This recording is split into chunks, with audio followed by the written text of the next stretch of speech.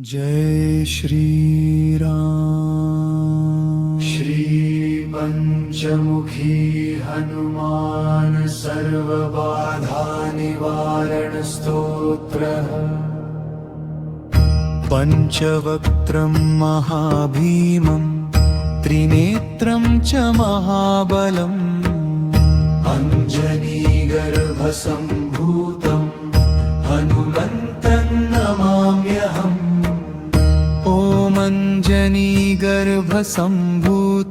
मारुतात्मजमुत्तमम् श्रीरामप्रियभक्तं वन्दे लङ्काभयङ्करम्।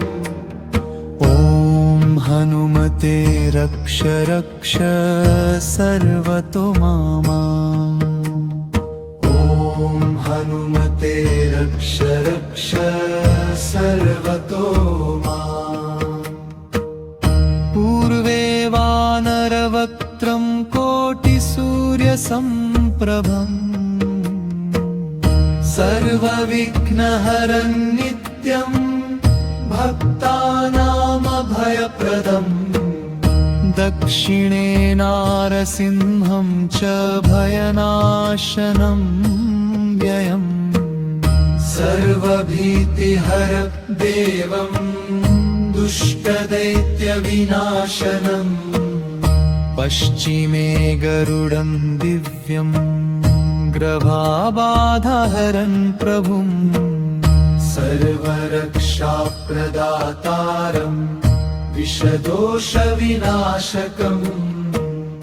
उत्तरे वराहवक्त्रं च महाबलपराक्रमम्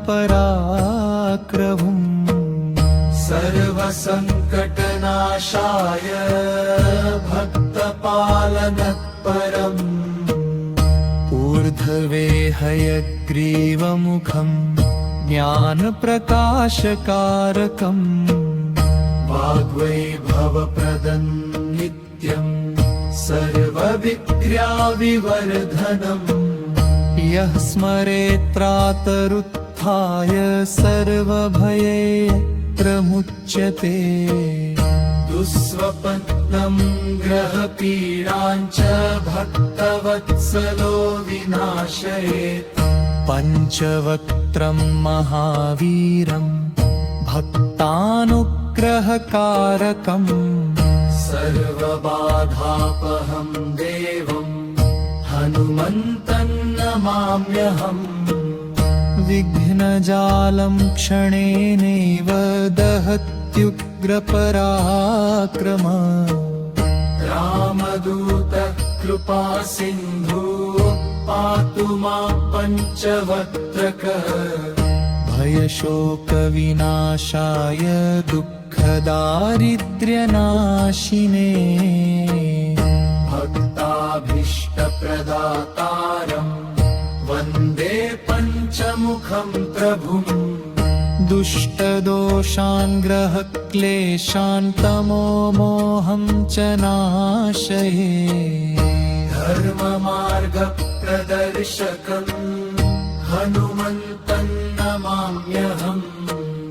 रामनामरतं नित्यं करुणामृतसागरम् सर्वगं प्रलदातारम् पञ्चवक्त्रं प्रजाम्यहम्। यस्य स्मरणमात्रेण धैर्यं भक्तिर्विवर्धते। तस्मै श्रीपञ्चवक्त्राय नमो भक्तवत्सलाय।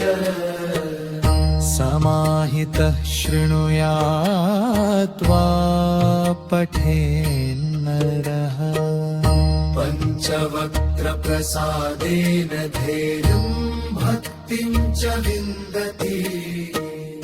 भयविघ्नक्षयं याति रामभक्तिर्विवर्धते।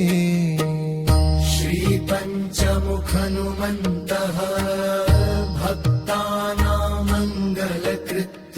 ॐ हनुमते रुद्रावताराय नमः। ॐ पंचमुख हनुमते